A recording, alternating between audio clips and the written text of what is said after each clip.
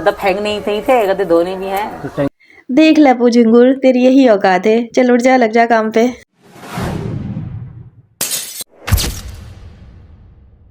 अस्सलाम वालेकुम, hello everyone, कैसे हैं आप सब। उम्मीद करती हूँ कि आप सब बिल्कुल खैरियत से होंगे और आप सबकी दुआओं से अल्हम्दुलिल्लाह मैं शबनम खान बिल्कुल ठीक ठाक हूँ और अपने चैनल पर इस वक्त मौजूद हूँ। और ये काला कौवा, जैसे कि आप लोगों ने इस वीडियो में देखा ही होगा, पता है लपू झिंगुर की बिल्कुल औकात पे रखा हुआ है इस भगोड़ी ने। यही औकात है इस लपू झिंगुर की, इस मीना फैमिली की। अब इस लपू झिंगुर के पास, इस काले कौवे के पास तो कोई नौकरी है नहीं। तो अब बगुड़ी क्या करती है कि इसको घर के सारे काम दे देती है। जैसे कि ये बैठ के यहाँ कह रहा था कि तू हर हफ्ते 8 दिन में निकाल लेती है सारी चीज़ें, मतलब धोने के लिए। तो इस बगुड़ी को थोड़ी धोने पड़ते हैं, इस बगुड़ी को तो कोई काम नहीं करना पड़ता है। बकौल बगुड़ी के एक पाकिस्तानी जो घुसपैठिया तुम्हारे घर में घुस कर बैठी हुई है, तो लपू झिंगुर वो कहती है कि मेरे मीनू जी बहुत ख्याल रखते हैं, मेरी मीना फैमिली बहुत ख्याल रखते हैं, तो तुम लोगों की औकात यही है, रखो ख्याल उसका, अच्छे से रखो, ठीक है। तो करते हैं वीडियो का स्टार्ट। आप सब साथ बने रहिएगा, वीडियो को बिल्कुल छोड़कर नहीं जाइएगा। एक पॉइंट है जो मैं आगे रखने वाली हूँ, लेकिन अभी बात कर लेती हूँ। जिस तरह ये कालीन यानी जो कारपेट धोकर सीढ़ियों पर लेकर चढ़ रही थी, क्या इस वक्त ये बगोड़ी प्रेग्नेंट नहीं है? इसी ड्रेस में थी आई थिंक कुछ दिन पहले जब ये हॉस्पिटल से घर आती है। दूसरे दिन ये इसको कोठे पर बैठना होता है, फिर कोठे पर बैठने के बाद जब ये नीचे उतर रही होती है, कितनी एक्टिंग कर रही होती है ना उस वक्त। इसकी जो इनलीगल सास है उसको पकड़ पकड़ कर उतार रही होती है, इतने आराम आराम से, और इतना बड़ा सा टमी दिखाकर ये उतर रही होती है। लेकिन आज ना ही इसका टमी नजर आ रहा है और ना ही ये बिल्कुल आराम आराम से सीढ़ियों पे चढ़ रही है। दनदनाते हुए कारपेट लेकर चढ़ गई। कारपेट वो भी जो धुला हुआ है, जिसपे पानी पड़ने के बाद 3 गुना वजनी हो जाता है, बल्कि 4-5 गुना वजनी हो जाता है, जो उठाए नहीं उठता है नॉर्मल बंदे से। अब जबकि ये प्रेग्नेंट है, इसकी तकिया भराई की रस्म भी हो चुकी है। तो आज जो तकिया भराई की रस्म हुई थी, आज ये तकिया खाली खाली क्यों लग रहा था? मुझे एक बात आज तक इसकी समझ नहीं आई, पता नहीं ये किस नमूने की प्रेग्नेंट हुई है। यकीन माने जब से इसका प्रेगनेंसी वाला ड्रामा स्टार्ट हुआ है, इसकी टमी को लेके कितनी ज़्यादा बातें हुई ना। कभी 3 मंथ का हो जाता है इसका बेबी टमी, कभी सीधा 8 मंथ पे चला जाता है, फिर 5 मंथ पे आ जाता है, फिर अचानक से 12 मंथ का लगने लगता है। मतलब इस तरह का इसका बेबी टमी है। ये आया कि एलियन तो नहीं पैदा कर रही है। नॉर्मल बेबी तो 9 मंथ में वैसे पैदा हो जाता है, और 9 मंथ आते आते स्टेप बाय स्टेप आता है ना। पहले 2 मंथ, 3 मंथ, 4 मंथ, 5 मंथ का इस तरह बेबी टमी ग्रो करता है, मतलब बेबी ग्रो करता है। लेकिन असल में इसका बेबी तो है ही नहीं, पिलो है। अब पिलो ये जल्दी जल्दी में कभी छोटा लगा लेती है, कभी बड़ा लगा लेती है।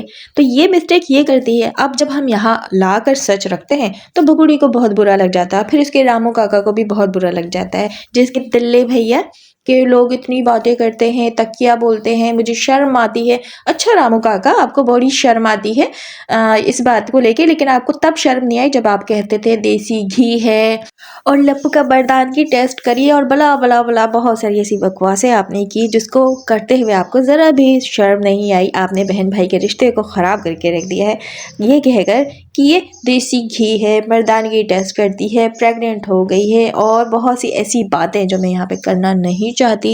लेकिन दल्ले भैया, आप जो है ना इसके सैया हैं, भैया नहीं है।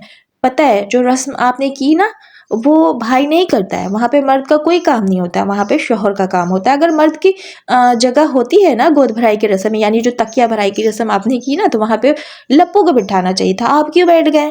बगोड़ी की माला गले में आप डालते हैं, गोद भराई की रस्म में बगल में आप सज धज के दूल्हा बनकर बैठ जाते हैं। क्या बात है, सच बता दो ना, असल में क्या रिश्ता है? ये भैया के नाम पे सैया क्यों बन रहे हैं आप? हम सब अंधे थोड़ी हैं, हमें अच्छे से पता है कि ये सारी जो हरकतें आपकी है, और जैसे कि जब इनलीगल शादी करा रहे थे, सिंदूर भरते वक्त भी वहाँ पे आपने हाथ रखा हुआ था, फिर अपने फिंगर की रिंग निकाल के लप्पू को दिए पहनाने के लिए। सारी बातें तो हमारे सामने रखी हुई है, हमने देखी हुई है। तो किस बेस पर और किस एंगल से आप इसके भैया लगते हो और कहते हो कि मैं भैया हूँ? भैया नहीं, असल में सैया है, वो भी दल्ले सैया। और दल्ले भैया, आप जो दलाली कर रहे हो मुसलसल 2 साल से इस भगोड़ी को हिंदुस्तान में रोकने के लिए, तो ये दलाली कब तक चलेगी? कब तक आप इसके दलाली वाले पैसे खाओगे? मतलब वो ठुमके वाले, मतलब आप तो दलाल हो ना, ठुमके वाले पैसे खाओगे। कब तक ये ठुमके लगाती रहेगी? कब तक यूट्यूब का खेल होता रहेगा? कब तक ये 2-2 रुपए के माइक वाले को आप लाते रहोगे? अच्छा जी हाँ, ठुमके की बात पर याद आया, जब पिलो भराई का रस्म किया जा रहा था। एक औरत को पकड़कर सामने लाया जाता है, ग्लासेस पहनी हुई होती है, हाथों में घड़ी भी होता है, जो घड़ी को बार बार सेट कर रही होती है। उसको डांस करने के लिए लप्पू, झिंगू और मीना फैमिली कह रही होती है, और साथ में एक और औरत थी, पतली दुबली सी।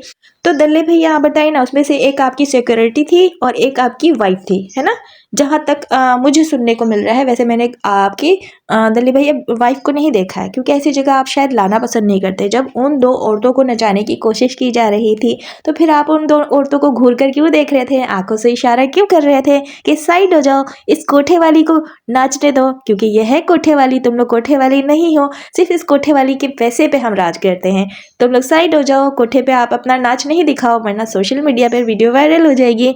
तो दल्ले भैया आपने उन दो औरतों को साइड क्यों किया? जब आप सीमा को इतना सपोर्ट करते हो, तो अपने साथ लाई हुई औरतों को भी नाचने देना चाहिए था ना, क्यों नहीं नाचने दिया? क्योंकि खुद की औरतें इज्जतदार, और जो पाकिस्तानी आई है सीमा भगोड़ी, वो कोठे वाली, और कोठे वाली बनाकर रखा आपने ही है असल में उसको। लेकिन उस बेवकूफ़ को, कोठे वाली को समझ नहीं आ रहा ना कि ये जब दल्ले भैया है, ये असल में तुझे कोठे पर ही एक दिन बैठा कर रहेंगे। तेरी आँख कब खुलेगी पता नहीं भगोड़ी। अच्छा, यहाँ पर एक और चमची की बात कर लेती हूँ, इसकी चमची चाची। फिर आगे एक और पॉइंट्स में रखने वाली हूँ, साथ बने रहिएगा, छोड़कर नहीं जाइएगा। तो चमची चाची इस भगोड़ी को साग ला कर देती है। चमची चाची को बहुत फिक्र है कि भगोड़ी को साग पसंद है, और साग एंड का सीज़न चल रहा है, तो साग ख़त्म हो जाएगा। पता नहीं कहाँ से चोरी करके ये चमची चाची ने इस भगोड़ी को आकर साग ला के दे ही दिया। अब चमची चाची इस भगोड़ी की चमचागिरी नहीं करेंगी तो उसकी चैनल की प्रमोशन कैसी होगी, उसकी चैनल पे व्यूज़ कैसे आएंगे, फिर भगोड़ी जो है अपने आप को इसकी वीडियो में कैसे आने देगी। अब जो चमची चाची सालन बनाकर देती हैं, मटर आलू बहुत पसंद है इस भगोड़ी को। लेकिन भगोड़ी मैं बताती हूँ तुझे कि चमची चाची तो लहसुन भी खाती है, प्याज भी खाती है, बल्कि तुझे पता है अच्छे से, लेकिन तू तो कहती है कि हम लहसुन प्याज नहीं खाते, हमने त्याग दिया है क्योंकि तू सनातनी हो गई है। लेकिन चमची चाची तो ये सारी चीज़ें डालती है, फिर वहाँ के उस घर की तू सालन खाती है, तो फिर तेरा सनातन धर्म भ्रष्ट नहीं हो जाता? ऐसे यही कहते हैं ना, भ्रष्ट हो जाना धर्म। मुझे जितनी नॉलेज है मैं उस हिसाब से बात कर रही हूँ, ठीक है। तो फिर तेरा सनातन धर्म कहाँ चला जाता है? चमची चाची के प्याज वाले, लहसुन अदरक वाले तू सालन खाती है, और आज तू ये चमचागिरी वाला साग बनाकर खा रही थी, खट्टे खट्टे। तुझे खट्टे खट्टे साग बनाकर खाने का बहुत शौक है।